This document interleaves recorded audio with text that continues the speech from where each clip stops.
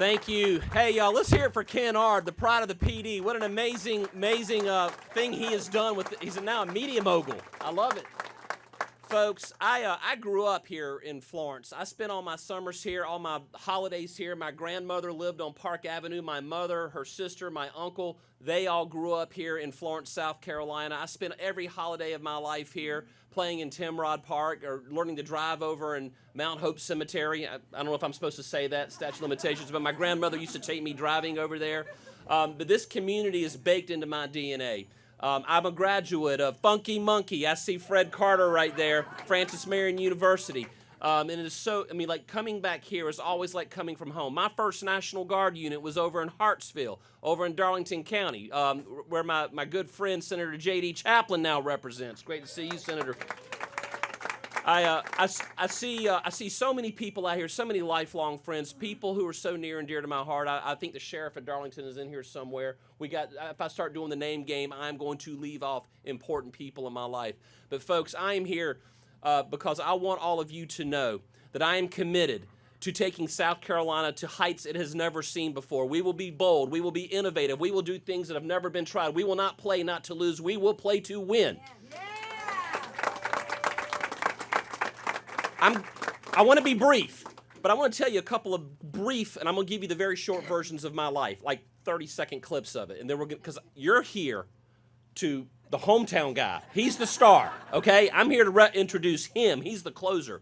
But first off, I grew up. I lost my biological father when I was 2 years old in a training accident at Fort Bragg. My mother married my adopted father when I was 4. He adopted me, and he raised 4 sons, me and my 3 brothers that came after. All 4 of us are Eagle Scouts. All 4 of us are officers in the military. All 4 of us have served overseas.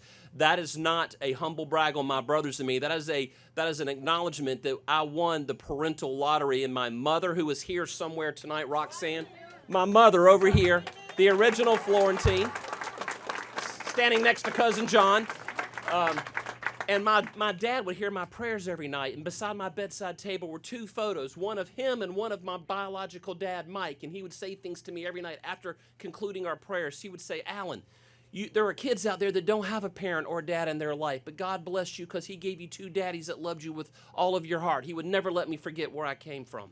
Years later, I found myself following my biological and my adopted father's footsteps and becoming an officer in the military, serving in the National Guard, going downwind to Iraq and serving a combat tour in Iraq.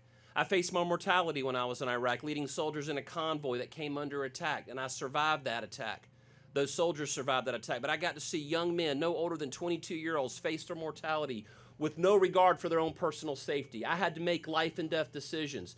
That, to me, crystallized for me that when you are in a very difficult situation, making tough decisions is not hard for me because I've had to do it in combat and I've had to do it in law. And so serving overseas really crystallized my view on what it takes to be courageous in government, to be courageous in defending people. Moving on, I want to tell you another person who was courageous in my life. My wife, Jennifer. Several years ago, my wife, Jennifer, was diagnosed with an aggressive form of breast cancer. She did 6 months of chemotherapy. It wrecked her body. She had a double mastectomy, reconstructive surgeries. I had to shave her head in front of our children so they wouldn't have to watch her hair fall out. Watching my daughter's eyes well up with tears, watching my wife cry as we shaved her head, and watching her slowly face her mortality over many months. It's one thing to face your mortality in the instance of an eye when a roadside bomb goes off or you hear a gunshot, but to face it slowly and to watch someone else you love face it slowly. And I want to say the courage that I saw her show inspires me to this day, and it regrounded me in my faith. And by the way, other than being married to me, she's doing great. She's cancer-free. All right? Speaking of having the courage, when I defended President Trump in the late 2020 after the election was over, I had over 30 complaints filed against me to take my bar license. It took me 4 years of defending myself from people who from the far left who were trying to take my livelihood, prevent me from being your attorney general because I had the guts to stand up for our president. I did that, and it cost me $100,000 in legal expenses and 4 years of my life, but they all got dismissed as frivolous, and now it's behind us. But that's the kind of courage you need as governor. Folks, as your governor, As your governor, we are going to eliminate the income tax. We are going to doge fraud, waste, and abuse out of all levels of government, from local government all the way to state government and every state agency. We are going to be the infrastructure governor, talking about roads, bridges, the energy grid. We are going to do things that you have never heard of. We are going to use that piece of grass between the interstates. We're going to pave that with private dollars. We're going to privatize rest areas. We're going to put gas stations and restaurants on there and let that fund our infrastructure. We're going to lease the easements on interstates and state-owned highways to energy companies and telecommunications companies. That's all coming back to the state of South Carolina. We're going to refocus and prioritize education. We're not going to wait till kids are into third grade to start worrying about them. Early childhood education, reading and math comprehension programs. We're going to expand dual enrollment programs to give kids living in marginalized families a chance to knock out up to half a college before they ever walk across the high school stage. And not just four-year colleges, but technical colleges are every bit as important. By the way, I don't know if you knew this, they turn away 4,000 to 5,000 applicants everywhere to technical colleges. We're going to fix that. We're going to open up the aperture so more people can get to more shovel-ready jobs, whether you're a coder, a welder, a med tech, a rad tech, whatever you're doing out there. We're going to make it so that kids living in the margins that have the aptitude and the inclination can get to those ready-made jobs. In addition to all of that, public safety will always be number one in my book as your Attorney General. Someone who has stood up against the federal government when it refused to back border, when it refused to protect the states. I will be there to protect you. And when I say all of these things, and these aren't all the things we're going to do, this is just the movie trailer.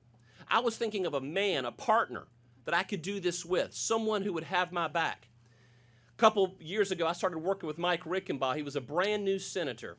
Never met him before in my life. Our relationship started off kind of cordial. It was professional.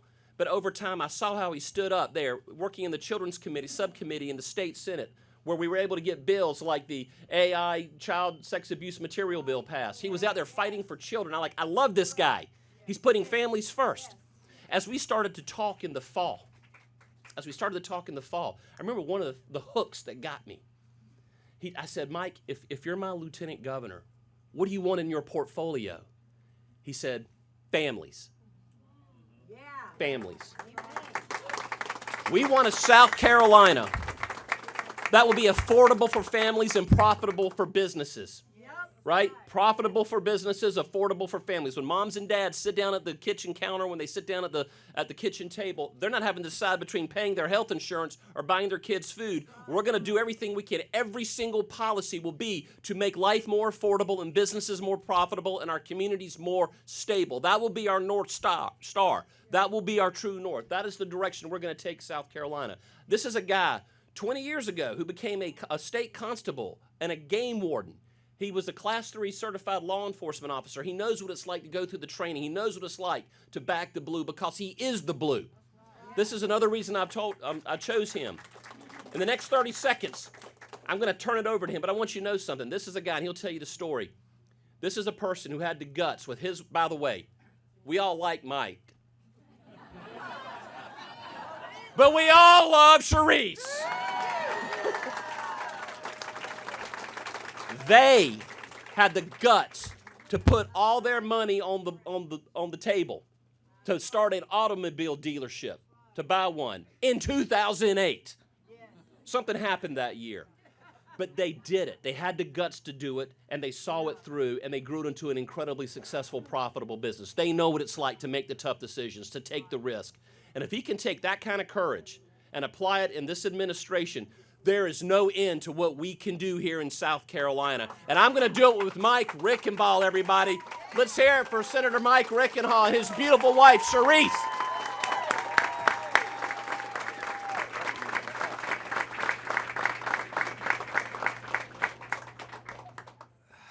Boy, oh boy, oh boy.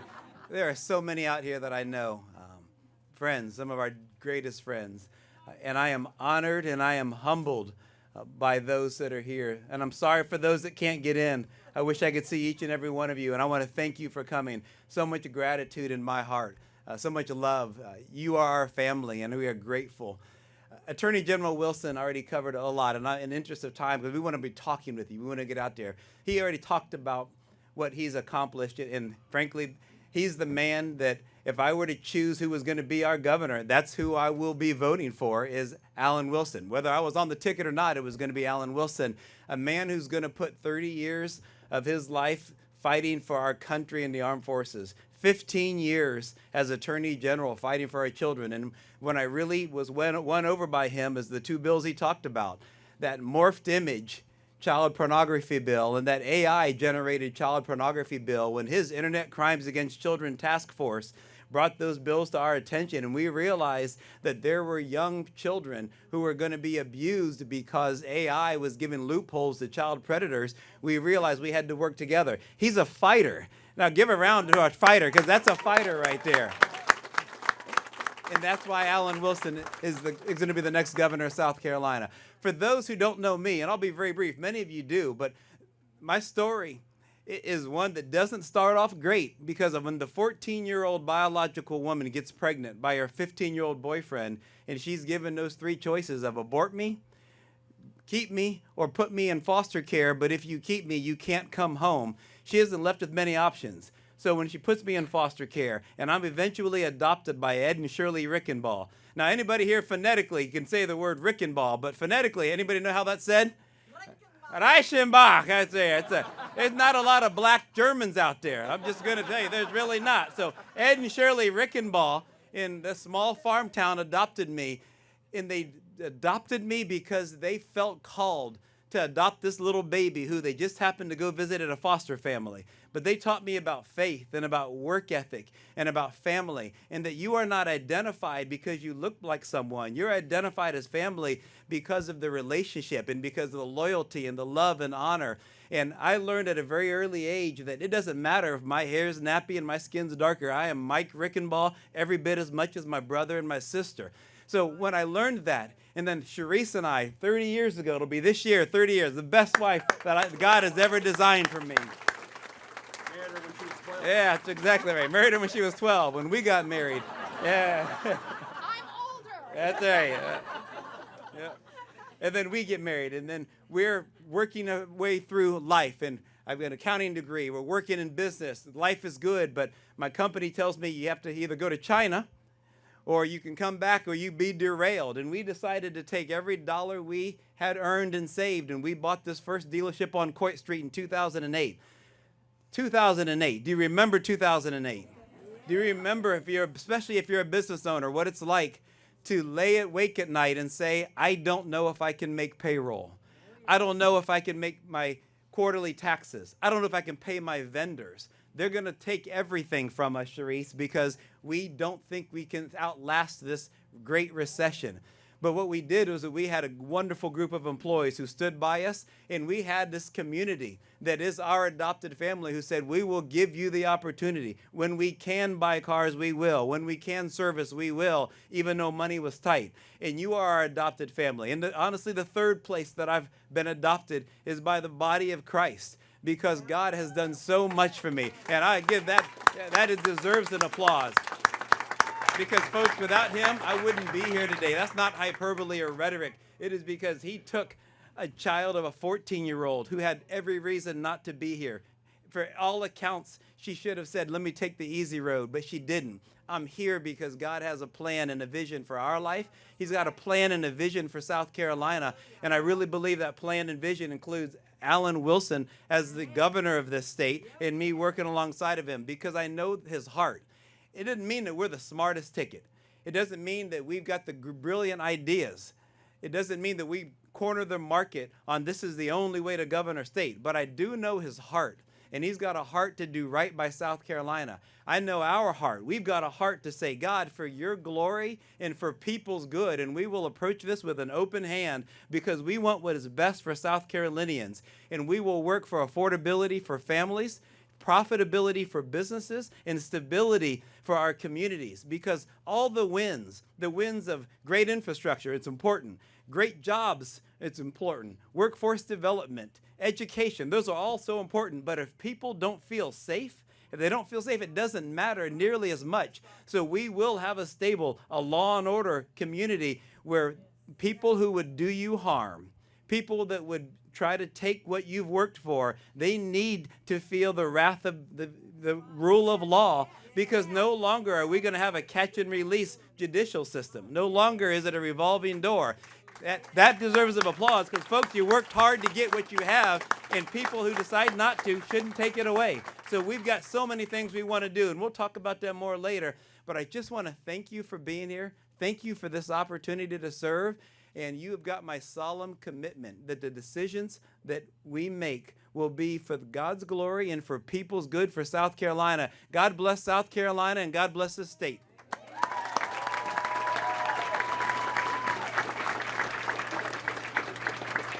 Folks, this is the end. By the way, it's crowded and it's hot. The light is glaring. This is a good problem to have, right? This is the kind of problems you want. First off, I could go down a long list, and I've called out a few names, but and if I do it, I'm going to omit people. I'm seeing folks from Darlington and Dillon and Florence and all over who are officials, and you're all important. But I do want to give a quick shout out to Representative Lowe. Thank you for being here. Appreciate your friendship. Appreciate your support. There's so many more people I could start doing. I want to thank our campaign team, but most importantly, I want to thank our God for putting us in a position, to giving us the opportunity to serve you, folks. There's a lot of things you can do. If the gift of money is your gift, then we would love your love offering. We would love you. You can go to a QR code. You can go to wilsonforsc.com. You can contribute to the Wilson Rickenbaugh ticket. If that's not your gift, if you want to put a bumper sticker on your car or a yard sign in your yard, or if you want to go door to door, go just calling people, telling people about this ticket, inviting us to your communities to take our message of hope and what we're going to do for the state. You can be part of this basically this movement in South Carolina. I would invite all of you to do that. In closing, if you were looking for a governor and a lieutenant governor who will be perfect, and if you're looking for a governor and a lieutenant governor who will never make mistakes or who will possibly let you down, that will never let you down, I think, Mike, I can say this.